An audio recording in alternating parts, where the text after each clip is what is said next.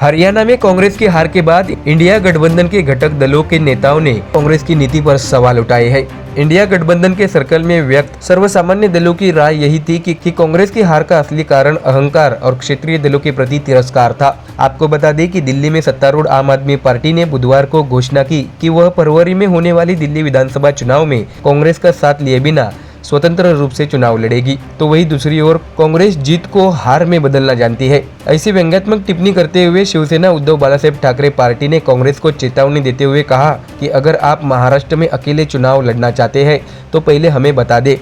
ऐसे में अब ममता दीदी की पार्टी भी कहाँ पीछे रहने वाली थी, उन्होंने भी कांग्रेस पर निशाना साधा है। तृणमूल कांग्रेस नेता साकेत गोखले ने कांग्रेस का नाम लिए बिना टिप्पणी की कि हरियाणा में नतीजे अहंकार और सहयोगियों को कम आंकने का परिणाम थे। तो वही आम आदमी पार्टी के सर्वेसर्वा केजरीवाल ने कांग्रेस पर जोरदार निशाना साधते हुए कहा कि किसी भी चुनाव को गंभीरता से लेना चाहिए।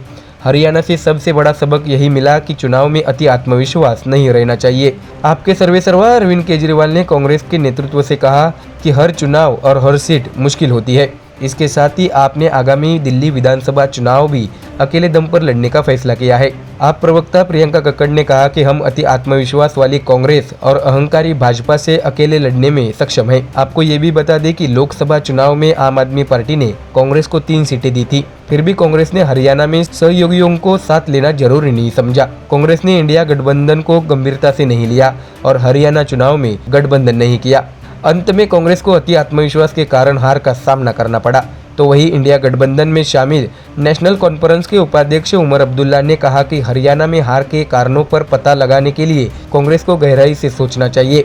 मैं पहले ही कह चुका हूं कि एग्जिट पोल पर भरोसा करके हम समय बर्बाद कर रहे हैं। किसी ने नहीं सोचा होगा कि एग्जिट पोल इतने गलत होंगे। हालांकि झारखंड मुक्ति मोर्चा के नेता और झारखंड के मुख्यमंत्री हेमंत सोरेन ने अभी तक हरियाणा में कांग्रेस की हार पर कोई टिप्पणी नहीं की है, लेकिन संकेत है कि वह आगामी विधानसभा चुनाव के लिए सीट आवंटन पर कड़ा रुख अपनाएंगे।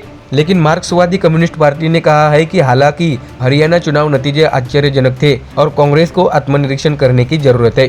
इसके साथ ही जम्मू कश्मीर के पूर्व राज्यपाल सत्यपाल मलिक ने कांग्रेस को सड़कों पर लड़ने की सलाह दी है। उन्होंने कहा है कि जम्मू कश्मीर के नतीजे उम्मीद के मुताबिक रहे। हरियाणा में कांग्रेस अपनी कमियों के कारण हारी। कांग्रेस की हार का बड़ा कारण भूपेंद्र सिंह हुड्डा और कुमारी शैलजा के बीच खींचतान भी है।